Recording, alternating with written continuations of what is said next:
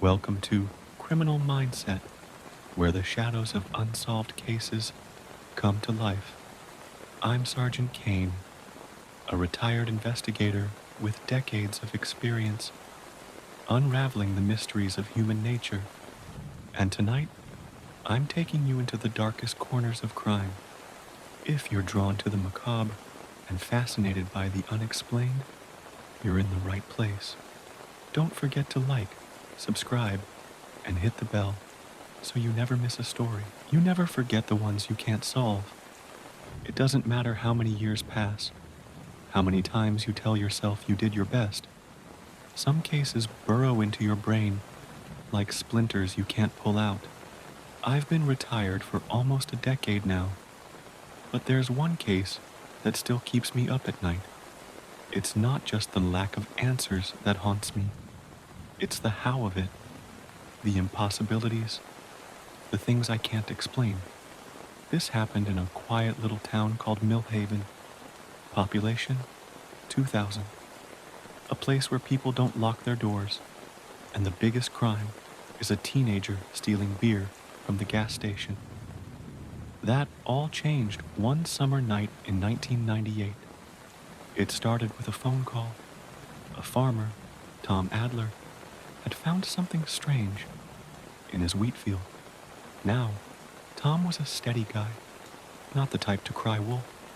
But when he called 911, he sounded shaken. I arrived just after sunset. The field stretched out in all directions, golden and peaceful, under a bruised purple sky. Tom met me at the edge of the property, wringing his hands. "You're gonna think I've lost my mind, detective," he said, his voice trembling. "Try me," I told him.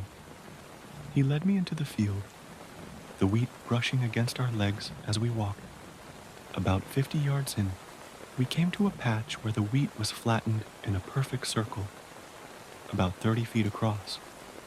In the center of that circle was a scarecrow, only it wasn't a scarecrow. The thing in the middle of the field was human, or at least it used to be. It was a man, maybe mid-40s, dressed in overalls and a flannel shirt. His arms were outstretched like he was mimicking the pose of a scarecrow, and his body was impaled. A wooden stake ran through him, from the base of his spine to his throat, holding him upright. But that wasn't the worst part. His face. His mouth was stretched open, wider than seemed possible, like his jaw had been dislocated. His eyes were gone, just empty sockets staring at nothing. And around his neck, there was a piece of twine tied into a perfect bow, like a grotesque little gift. I'll admit, I took a step back when I saw him. I'd seen my share of bodies, but this was wrong. There was no blood on the stake or the ground, no sign of a struggle. It was as if someone, or something, had placed him there, already dead, like a sick display. We couldn't identify him at first. There were no missing persons matching his description in the area. No ID, no wallet, nothing.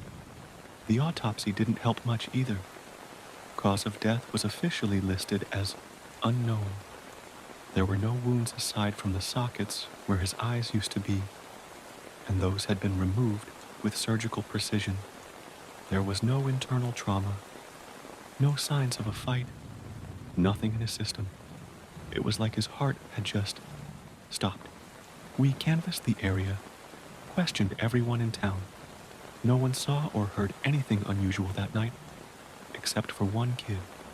His name was Sam Caldwell, a quiet 11-year-old who lived about a mile from the field. When I asked if he'd seen anything strange, he hesitated. Then he said, "I saw the man." I leaned forward. "What man, Sam?" "The man in the field," he whispered. "Can you tell me what he looked like?" Sam glanced over his shoulder, like he was afraid someone might be listening. Then he said something that still makes my skin crawl. He didn't have a face.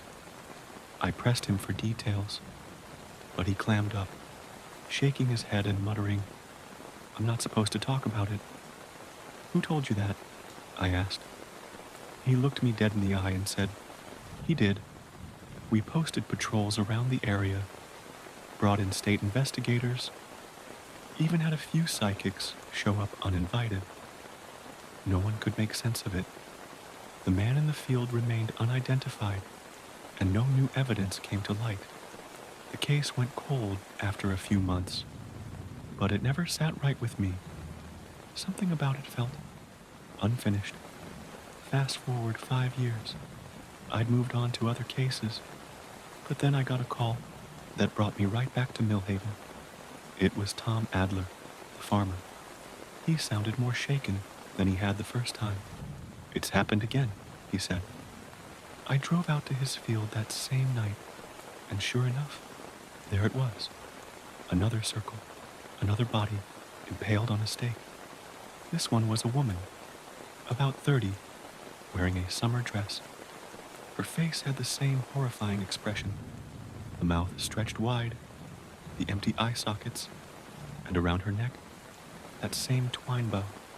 We went through the same motions. No ID, no signs of trauma, no blood, and no one in town had seen or heard anything. This time, though, Sam Caldwell came to me on his own. He was 16 now, taller, but still quiet and nervous. I saw him again, he said. The man in the field, I asked. Sam nodded. Does he still not have a face?